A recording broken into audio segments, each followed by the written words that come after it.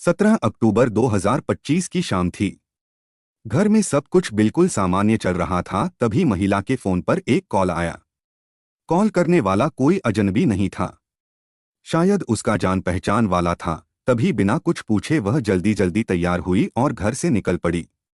उसने किसी को नहीं बताया कि कहाँ जा रही है और किससे मिलने जा रही है। बस इतना बोला, थोड़ी देर में आती हूँ, लेकिन वह कभी वापस नहीं लौटी। 18 अक्टूबर की सुबह करीब 5 बजे डॉक्टर सुधांशु शुक्ला अपनी पत्नी के साथ हरिद्वार नजीबाबाद रोड पर गांव गाजीवाली में खैरा ढाबे के पीछे जंगल की झाड़ियों में सैर कर रहे थे। टहलते टहलते अचानक झाड़ियों के अंदर से जले हुए मांस की बदबू आने लगी। उन्होंने थोड़ा पास जाकर देखा तो एक जली हुई लाश पड़ी थी। पूरा शरीर कोयला बना हुआ, चेहरा बिल्कुल पहचान से बाहर, लेकिन पूरी तरह राख में बदल जाने के बाद भी पैरों के पंजे और दोनों हाथों की कलाइयां नहीं जली थीं। पैरों में बिछुए देखकर साफ लगा, यह किसी शादीशुदा महिला की लाश है। लाश देखकर डॉक्टर के होश उड़ गए। उन्होंने तुरंत पुलिस को फोन किया। जांच शुरू हुई, लेकिन लाश की पहचान नहीं हो रही थी। कोई गवाह नहीं, कोई निशान नहीं, मामला पूरी तरह ब्लाइंड मर्डर लग रहा था। पर किस्मत ने हत्यारे को वहीं धोखा दे दिया। एक छोटा सा सुराग मिला, सीसीटीवी फुटेज, गुमशुदगी की रिपोर्ट और वह रहस्यमयी फोन कॉल, सबको मिलाकर जब सच सामने आया तो पूरी कहानी ही उलट गई। जिसने फोन किया था वही उसे ले गया था, और वही उसकी जान का दुश्मन भी निकला। क्यों उसने ऐसा किया? क्या वजह थी, और क्या इस कत्ल में सिर्फ वही शामिल था या उसके साथ कोई और भी था? ये सब जानने के लिए वीडियो को आखिर तक जरूर देखना, क्योंकि जो सच अंत में सामने आएगा वो किसी को भी अंदर तक हिला देगा। नमस्कार दोस्तों, मैं विनय कुमार। दोस्तों, आज मैं जो सच्ची घटना के बारे में बताने जा रहा हूँ वह उत्तराखंड के काशीपुर शहर का मजरा लक्ष्मीपुर मोहल्ला का है। यहीं काशीपुर के सलमान को मोहल्ले की ही रहने वाली शादीशुदा सीमा खातून से प्यार हो गया था। सीमा भी उस पर इस कदर फिदा हुई कि वह सलमान के खातिर अपने पति तक को छोड़ने के लिए तैयार हो गई। वह उससे शादी की जिद करने लगी। अविवाहित सलमान तो उसे केवल मौज मस्ती का साधन ही समझता रहा। फिर एक दिन सीमा की शादी करने की जिद उस मुकाम पर पहुंची कि सलमान और सीमा खातून के प्रेम संबंध पिछले 2 सालों से चले आ रहे थे। शादीशुदा सीमा उसे दिलोजान से चाहती थी।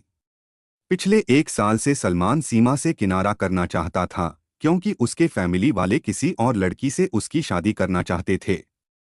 लेकिन सीमा किसी भी हालत में उससे जुदा नहीं होना चाहती थी। जब वह नहीं मानी तो सलमान ने परेशान होकर सीमा को रास्ते से हटाने की योजना बना ली थी। मोहल्ले की ही रहने वाली नशा तस्कर मेहरुन्निसा भी सीमा से अपनी दुश्मनी का हिसाब पूरा करना चाहती थी। यह बात सलमान जानता था। इसके बाद सलमान और मेहरुन्निसा ने सीमा को ठिकाने लगाने की योजना बना ली। योजना के मुताबिक 17 अक्टूबर 2025 की शाम को मेहरुन्निसा ने फोन करके सीमा को काशीपुर के केवीआर तिराहे पर बुलाया। सीमा वहां पहुंच गई। इसके बाद वे तीनों कंटेनर के केबिन में बैठकर बातें करने लगे। उसी दौरान सीमा सलमान से उसके साथ शादी करने की जिद करने लगी। समझाने पर भी जब सीमा नहीं मानी तो सलमान ने पास बैठी मेहरुन्निसा को इशारा किया। तभी मेहरुन्निसा ने सीमा के दोनों हाथ पकड़ लिए। इसके बाद सलमान ने सीमा की चुन्नी से उसका गला घोंटकर हत्या कर दी। मेहरुन्निसा सीमा को अपने हाथों से तब तक जकड़े रही जब तक सीमा की मौत न हो गई। सीमा के मरने के बाद मेहरुन्निसा वापस चली गई और सलमान कंटेनर में सीमा की लाश ठिकाने लगाने के लिए हरिद्वार की ओर निकल पड़ा। जब कंटेनर लेकर वह नगीना पहुंचा था तो उसने एक जेरी केन में कंटेनर के डीजल टैंक से 6 से 7 लीटर डीजल निकाल कर रख लिया था, ताकि मौका मिलने पर सीमा की लाश को जला सके। फिर सलमान ने हरिद्वार की ओर कंटेनर को दौड़ा दिया। कंटेनर चलाते समय वह सीमा के शव को ठिकाने लगाने के लिए सुनसान जगह की भी तलाश कर रहा था। रात 12 बजे के बाद उसका कंटेनर एक सुनसान जगह पर पहुंचा। इसके बाद उसने कंटेनर को अंधेरे में एक साइड में खड़ा कर दिया। फिर अंधेरे में उसने केबिन से सीमा की लाश नीचे उतारी। सीमा की लाश को वह खींचकर एक झाड़ी के पास ले गया। लाश के ऊपर उसने एक दरी डालने के बाद जेरी केन का सारा डीजल उसके ऊपर छिड़ककर उसमें आग लगा दी। सीमा की लाश को आग के हवाले करने के बाद वह तुरंत कंटेनर लेकर देहरादून के लिए निकल गया। डा सुधांशु शुक्ला सुबह अपनी पत्नी के साथ गांव गजीवाली के जंगल में सुबह की सैर कर रहे थे। यह उनका रोज का नियम था। सैर करने के लिए वह सुबह लगभग 5 बजे अपनी पत्नी के साथ घर से निकल जाते थे। जिस क्षेत्र में डा शुक्ला सैर करने के लिए निकलते थे वहां यदाकदा बंदर, जहरीले सांप, जंगली हाथी, गुलदार आदि भी विचरण करते हुए दिखाई पड़ जाते थे। जंगली इलाका होने के कारण डा शुक्ला वहां पर सदैव सतर्क होकर पत्नी के साथ सैर करते थे। लेकिन 18 अक्टूबर 2025 को जब वह थोड़ी देर सैर करने के बाद एक झाड़ी के पास पहुंचे थे तो उन्हें वहां पर जलाई गई एक झाड़ी दिखाई दी। जब वह उस जली हुई झाड़ी के थोड़ा पास पहुंचे तो उन्होंने वहां पर एक जली हुई डेड बॉडी देखी। सुनसान जंगल में वह जली हुई डेड बॉडी किसकी होगी और उसे किसने यहां लाकर जलाया होगा, यह सोचकर डा शुक्ला घबरा गए। उनके साथ सैर कर रही उनकी पत्नी भी डर गई थीं। तभी वहां से गुजर रहे लोगों को रोककर उन्होंने डेड बॉडी के बारे में बताया।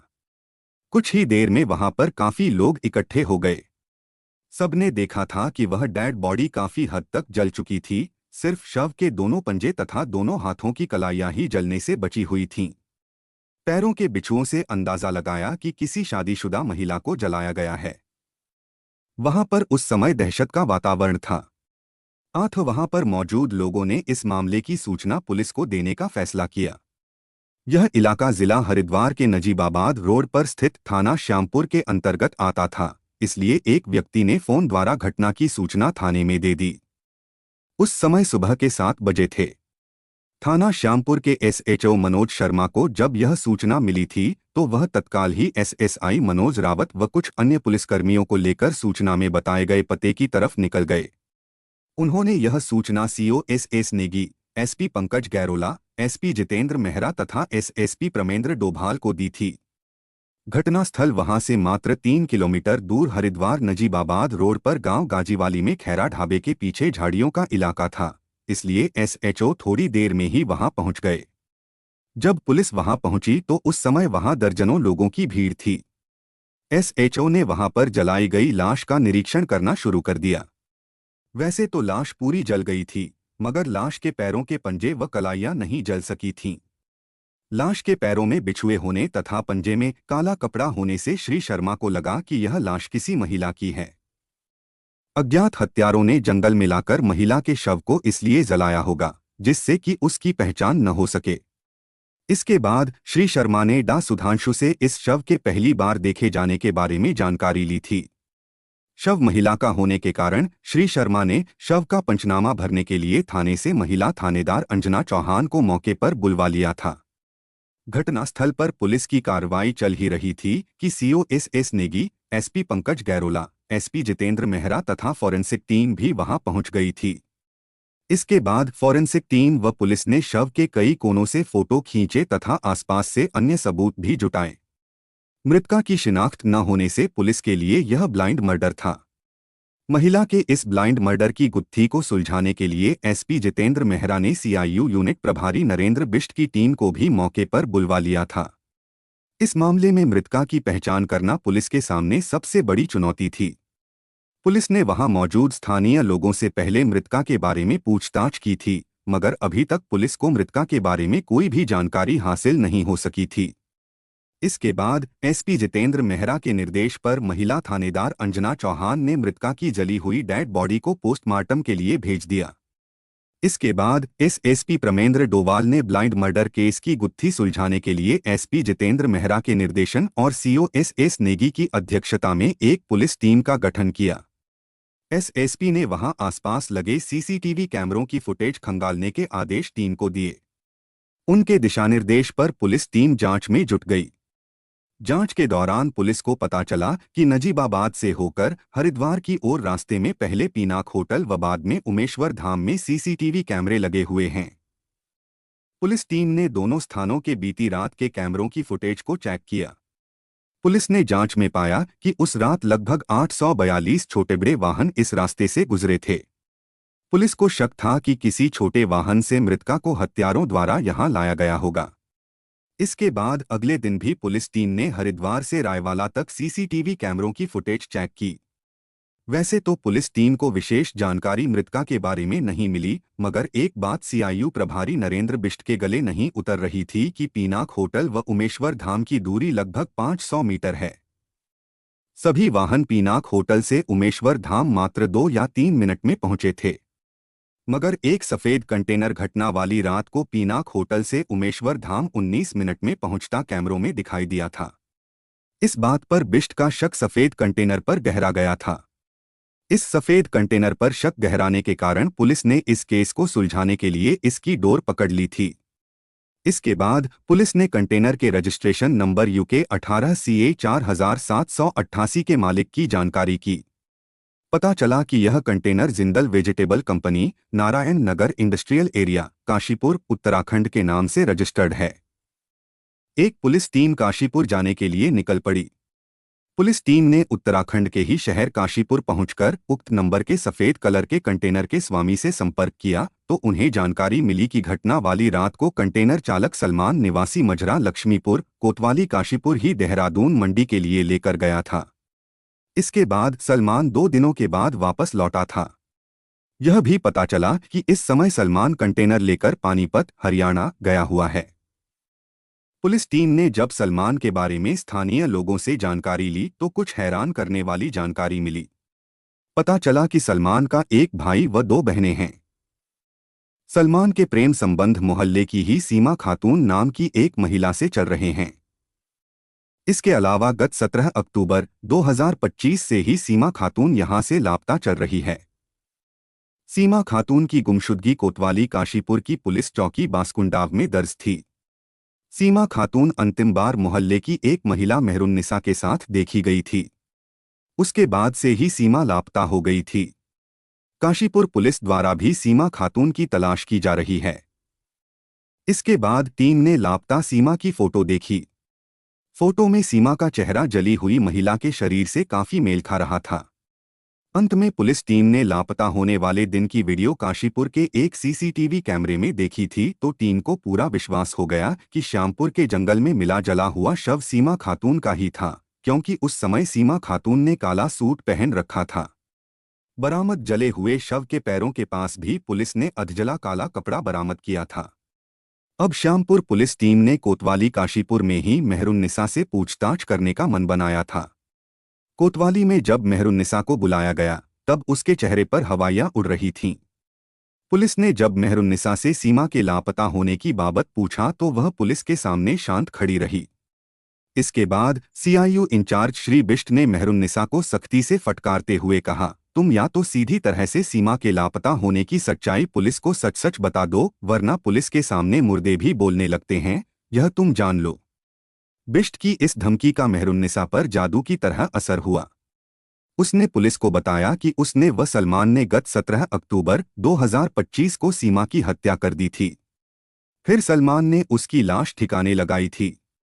मेहरुन्निसा के ये बयान दर्ज करने के बाद पुलिस की टीम सीमा के कपड़े व फोटो से उसकी शिनाख्त करने के लिए सीमा के शौहर शादाब, भाई मेहंदी हसन व मेहरुन्निसा को लेकर थाना श्यामपुर आ गई थी। यहां पहुंचने के बाद सीमा के शौहर शादाब ने उसके जले हुए शव से ही सीमा की पहचान कर ली थी। सीमा की पोस्टमार्टम रिपोर्ट में उसकी मौत का कारण उसका गला घोंटा जाना बताया गया था। मेहरुन्निसा की गिरफ्तारी के बाद उसी दिन शाम को ही श्यामपुर पुलिस ने चेकिंग के दौरान रसियाबड़ के पास से आरोपी सलमान को उसके कंटेनर सहित गिरफ्तार कर लिया। इसके बाद सलमान को थाना श्यामपुर लाया गया। थाने में मेहरुन्निसा को देखकर सलमान समझ गया कि मेहरुन्निसा ने पुलिस को सब कुछ बता दिया होगा, इसलिए उसने पुलिस के सामने सीमा की हत्या मेहरुन्निसा के साथ मिलकर करने का जुर्म कबूल कर लिया था। पूछताछ में सलमान ने सीमा से प्रेम संबंध से लेकर उसकी हत्या किए जाने तक की सारी कहानी उगल दी। सलमान और मेहरुन्निसा से पूछताछ करने के बाद पुलिस ने सलमान की निशानदेही पर डीजल की जेरीकेन भी बरामद कर ली। SHO मनोज शर्मा ने सलमान व मेहरुन्निसा की गिरफ्तारी की सूचना SP जितेंद्र मेहरा व SSP प्रमेंद्र डोभाल को दे दी। तब 24 अक्टूबर 2025 की शाम को ही हरिद्वार के मायापुर स्थित SP कार्यालय में पुलिस अधिकारियों ने एक प्रेस वार्ता का आयोजन कर ब्लाइंड मर्डर केस का खुलासा कर दिया। इसके बाद पुलिस ने आरोपी सलमान व मेहरुन्निसा को कोर्ट में पेश किया था, जहां से उन दोनों को जेल भेज दिया गया। दोस्तों, इस घटनाक्रम को साझा करने का मेरा मकसद किसी के दिल को ठेस पहुंचाना नहीं है, बल्कि इस कहानी के माध्यम से लोगों को जागरूक करना है। जय हिंद दोस्तों।